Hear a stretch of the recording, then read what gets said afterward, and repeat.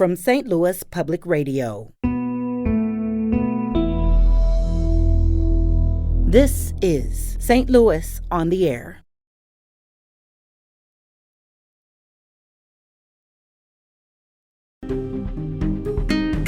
It's cute looking at little trees, just like looking at little puppies and little people, you know.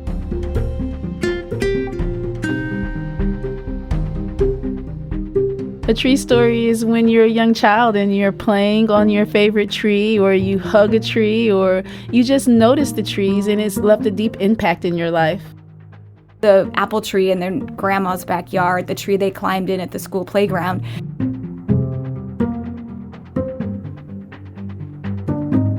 Really, my passion is connecting those tree stories to the real practice of reforesting our communities. I'm Sarah Fensky.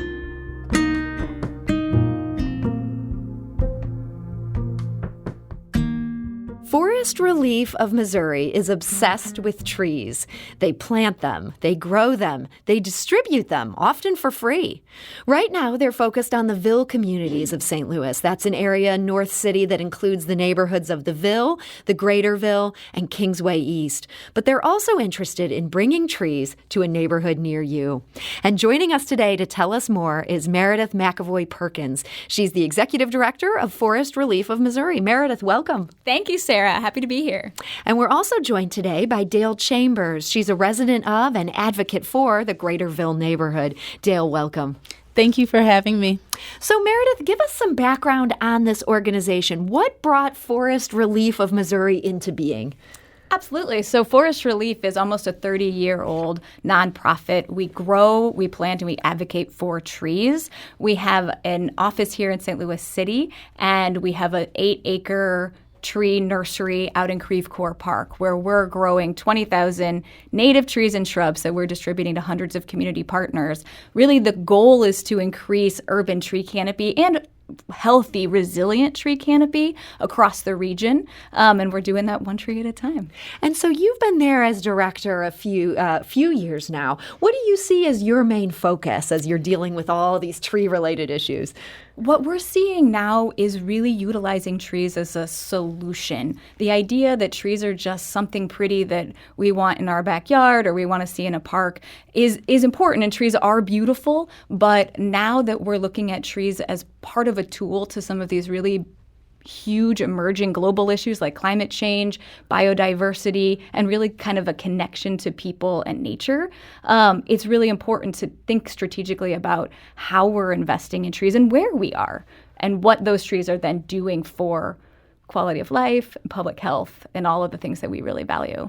So when we talk about the where, in November, you were awarded Arbor Day Foundation's first ever environmental equity grant. What was your proposal there? Exactly. So what we know for certain is that trees provide benefits that improve our environment, they improve our community, improve our health, they improve our local economy. But what we also know is that it's not equitably distributed, that those benefits are not spread equally across the city. And so once we started looking at our urban tree canopy mapping, we realized that there are certain under-canopied communities in our neighborhoods that need extra support, that need us to do something a little bit differently. So with the lens of environmental justice, we really wanted to reach out to the local leadership in communities like the Ville and organizations like For the Ville and Dale Chambers to help kind of figure out what the disconnect was and how we could bring trees to these places that really could use them and need them most.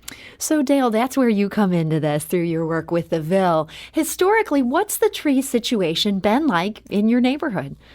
Well, we do not have the same tree access as other parts of the city in St. Louis County.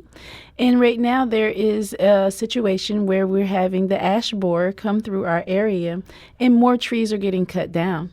And so the trees that you have, you feel like there's not enough to begin with. You're seeing them get taken away, get removed. Most definitely. So this is the emerald ash borer, Meridith. This is a big problem for some St. Louis trees. Exactly. It's a big problem across the country. But in St. Louis in particular, we're looking at a 17% reduction in the tree canopy across the public spaces. That's not even considering people's backyards. So when we start looking at areas that are already under canopied, those ash trees are a huge part of what's bringing shade and air quality and environmental benefits to those neighborhoods. And once that's gone, it's going to take a long time to reinvest and replant. So we really need to start now. And sometimes it's about educating and connecting the community to why they really want to replace those trees to begin with. So it's not just about planting the trees back, but also rallying the community to really own it and honor it and be part of kind of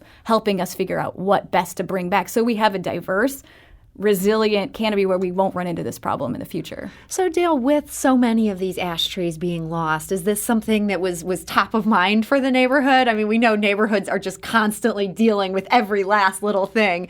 Were trees on your agenda prior to this partnership? Well, there's been so many intersections of social and environmental issues that's gone on in the city of St. Louis. And I'm excited about being with neighbors who care about their environment. We have been dealing with a lot of demolitions as well, and we have lots of folks with asthma in my neighborhood. And so right now, there are folks who are very much interested in not only the tree canopy, but just the overall natural landscape of our area. And so when you heard that Forest ReLeaf was interested in maybe bringing some trees to the neighborhood, were people on board right away? Well, yes. I met Forest ReLeaf because I was partnering with a nonprofit that I started, Yayo Arts Collective, to plant native trees in North St. Louis, not only because of the ash borer issue, but just so that we can have a stronger connection to the native ecology of our area. And since then, it's been a beautiful partnership. We started off planting maybe 20 trees from ReLeaf, and we had neighbors come out. Recently, we had some folks from ReLeaf come out with us, and over 10 folks helped pick up trash from the neighborhood. And it's been a wonderful opportunity to talk to the youth at Sumner High School. There's youth at Sumner High School who's interested in planting trees, and it's always exciting to find out who has a tree story. So many of us have great relationships with nature, especially in our childhood. And there's folks in the neighborhood who've lived there for 30, 40, and 50 years. And so it's been very inspiring as an artist and a creative to listen to the tree stories of elders, peers, and young people. And so when you say people have a tree story, this is something where a tree sort of, I don't want to say you developed a relationship with the tree, but there was a tree that really had significance for them. That's exactly what a tree story is. A tree story is when you're a young child and you're playing on your favorite tree, or you hug a tree, or you just notice the trees and it's left a deep impact in your life. So Meridith, you grew up in the city, and yet you're really into trees. This is now your life's work. Do you have a tree story? Absolutely. Well, it's interesting because I was a very urban kid, and when I told my family I wanted to grow up to be a forester, they looked at me like I was a crazy person, and that's not an actual job. But it was the park across the street from my house that really was a place for peace and respite, and a place that I could go to and just feel connected. And at that time, I didn't know all of the science behind what it was, but I knew that this was someplace good that I wanted to be.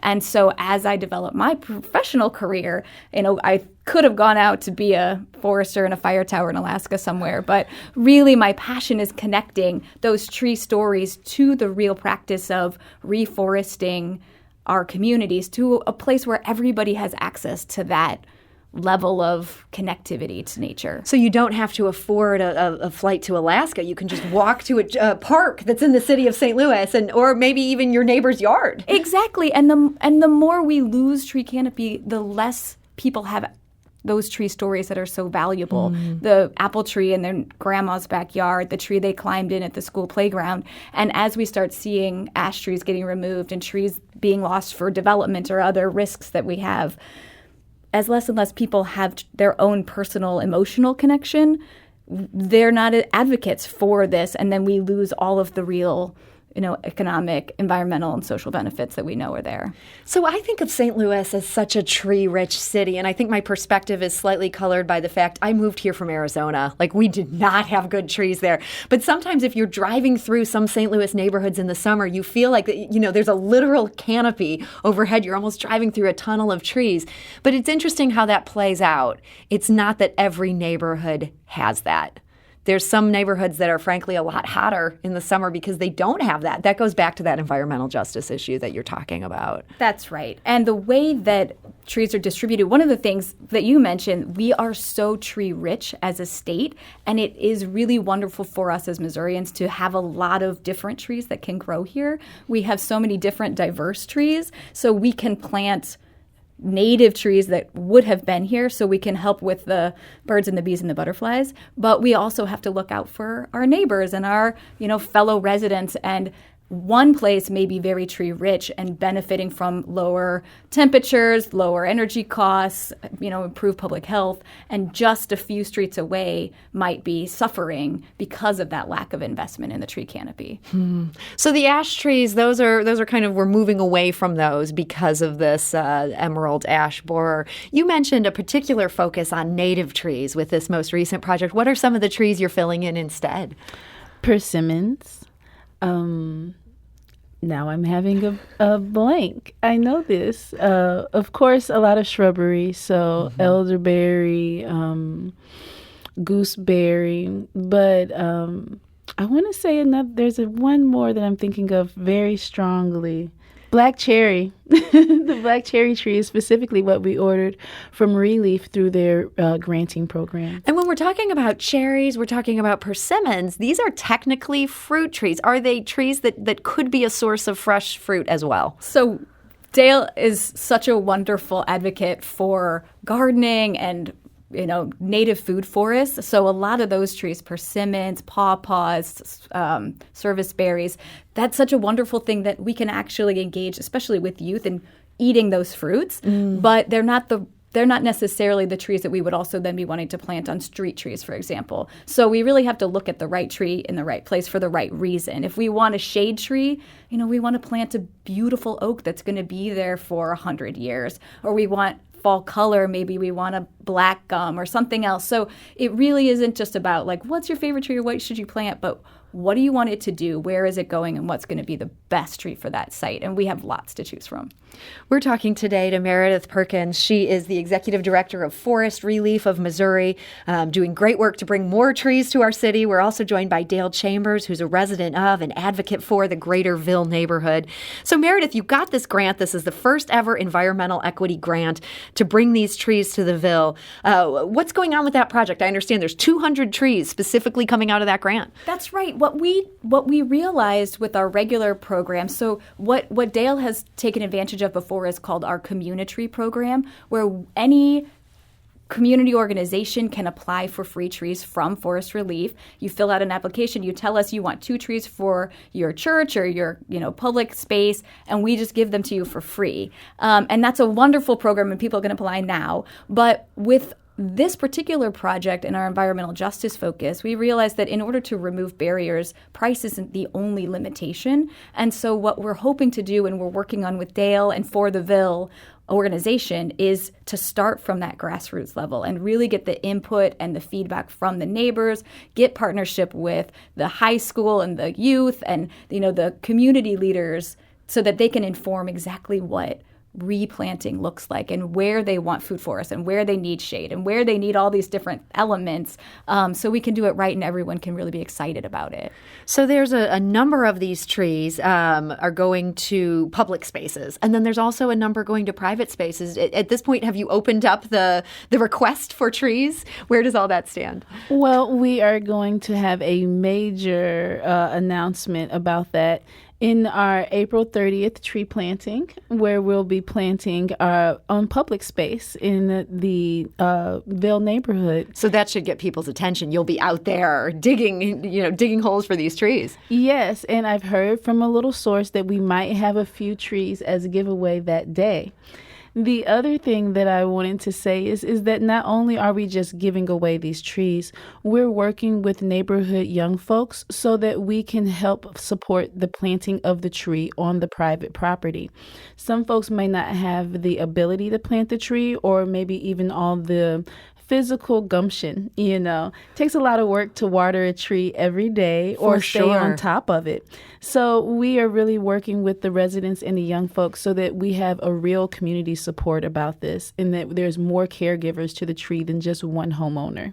And so, Meridith, there's some ongoing support for these trees and for the people who get them in their yards. The stewardship element of this grant and a lot of the other projects that Forest ReLeaf is working on now is such a huge part of getting the trees beyond just planting them, but to have them successfully established in the landscape and delivering on all of the benefits and the hopes and dreams we have for them. So watering, making sure that there's a stewardship plan and somebody that's responsible for them is a key part. So Forest ReLeaf is taking on some of that, and we're really relying on some of our community partners for that. I did want to note about the private trees. Most of our work is typically on public or nonprofit locations. When you're applying for free trees from us, we're restricted to those places. This is a really unique way where we're able to maximize the opportunities for locations for tree planting on private property, and we have so much more. About 80% of the available planting spaces are privately owned. So this is a great way to reach our mission of increasing urban tree canopy overall, and also then give the landowner a little bit of responsibility to that stewardship. So if you're interested in this community tree program, again, this is free trees. Who would not be interested? We have those details on our website. That's stlonair.show. We also just tweeted a link to the application page. So if you go to our Twitter, that's at STL on air, and you can cut straight to the chase and see if you can get your hands on some of these free trees. Meridith, I did want to ask you just briefly here. I know you have two other collaborations that you're working on that are also based in North City, one with Great Rivers Greenway, one with the Nature Conservancy. This is a lot of work going on. Just to give us the highlights. It is. So just last year, we hired a new partnership manager with the idea that we didn't want to change the program that we were doing, and the community tree program is really the bedrock of our organization, but we wanted to have more of an influence in removing these barriers and helping people understand why they want to plant trees and help them do that in the most successful way. And so the project, particularly with the Nature Conservancy, is called Tree Resilience. One of the other barriers that we have found is that there's a lot of dead and dying trees in people's yards. And so when you start trying to promote tree planting, people think, oh, well, why would I want that? I have this dead tree and all I know about trees is just kind of they're a pain and I have to do all this, branch falls, whatever. So we're really looking at, a lot of this is listening to what the communities are saying about trees and changing the narrative to be something where trees are an asset rather than a liability. So we're working with the Nature Conservancy, particularly in the 24-1 Normandy School District right now, on this tree resilience project that will help remove some trees and then replant twofold a healthier, more appropriate tree landscape. And then with the Greenway projects, it's just such an exciting partnership. It's a natural where, greenways are going through and trees are such an important part of creating that sense of space along our bikeways and jogging paths. And so we've been identifying existing and proposed greenways and starting to get that community upswell and volunteers and commitment towards what green infrastructure in these communities looks like, having planting projects surrounded that. Well, this is a lot of exciting work, and it's exciting to think about how much of it is happening in the neighborhoods that really could use this boost. Dale, thinking about this tree planting scheduled for April 30th, I always get really impatient. I just want to see results right away. And the thing with trees is they take a little while to get to their full blossom. Do you think about what your neighborhood might look like in 5-10 years? Is it hard not to get ahead of yourself at this point? It's cute looking at little trees, just like looking at little puppies and little people, they're all alive. And so I'm envisioning a very full and lively street canopy going through our neighborhood with lots of shade, but also sunlight and not so many falling branches. That's awesome. Well, I look forward to that. And Dale Chambers, thank you so much for joining us to tell us about this. Thank you. And Dale is a member of the Greaterville neighborhood. Meridith McAvoy Perkins, thank you so much for joining us. Thank you, Sarah. And Meridith is the executive director of Forest ReLeaf of Missouri. Today's episode was produced by Sarah Fensky, with audio engineering and podcast design by Aaron Dorr. Our executive producer is Alex Hoyer. St. Louis on the Air is a production of St. Louis Public Radio. Understanding starts here. Do you find yourself regularly listening to episodes of St. Louis on the Air? Suggest us to a friend you think might enjoy our conversations. And leave us a review and rating on Apple Podcasts on the App Store. It's the simplest way to help people discover our show. Thanks. St. Louis Public Radio is a member-supported service of the University of Missouri, St. Louis.